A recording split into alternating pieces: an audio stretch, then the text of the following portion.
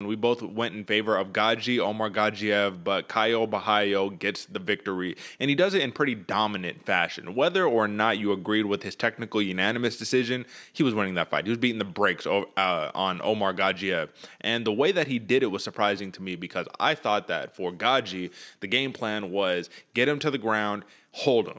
Even though that's not the most exciting game plan in the world, it's effective, and I thought he would be able to utilize that. Caio Borralho, the first moment Omargadzhiev got him to the ground, I think he swept him, got on top, and it was just basically game over. He proved that he's a better striker than him, a better grappler than him, bigger than him, stronger than him, wants it more than him.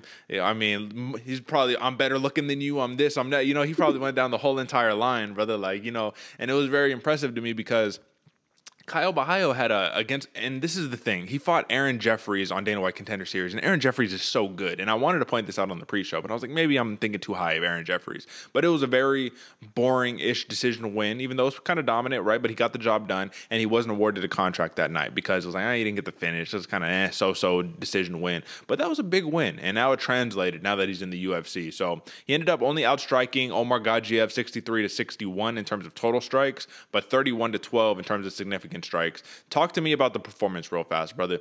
Are you sold on Caio Borralho? Do you think he is a legitimate UFC talent that is going to make waves in this 185-pound division?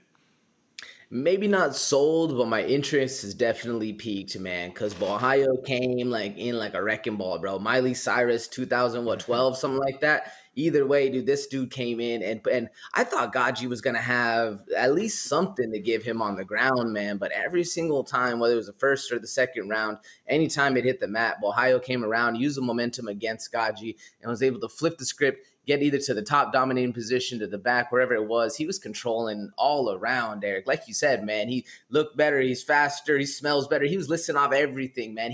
Any game this wanted to go, I was thoroughly shocked, man. I expected Borralho to have the better hands, the better range, the better speed, maybe the power. We're going to determine that, but I expected Gadzhi just to be a dominating presence on the ground. The second he gets the fight to where he wants it to go, next thing you know, Borralho flips the script. And now we're completely shook, man. I was completely surprised by it. Whether the fight ended in a legal knee or not, I mean, either way, Borralho was on his way to a decision win, or if he wouldn't have finished him. But either way, he was on to win this fight. Yeah. I mean, well, let's talk about it, brother. That knee. So what is the major theory that's going out there right now? You beat up your opponent for 2 rounds, and then you hit them with something illegal. Hope they're not able to continue, so then you don't have to fight that extra 5 minutes. You don't have to put that fight in danger. You've already got it locked and sealed away.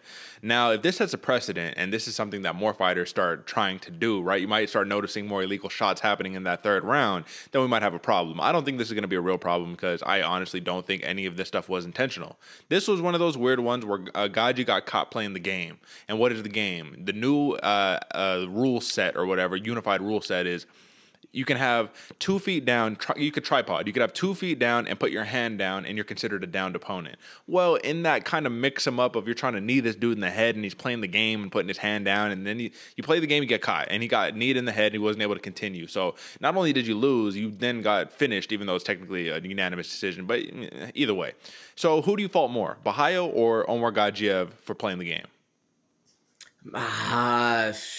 Man, I would say Omargadzhiev, man. Yeah. You playing the game like that, you're not protecting your head when you have one hand on the ground. I think fair game, get kneed in the face.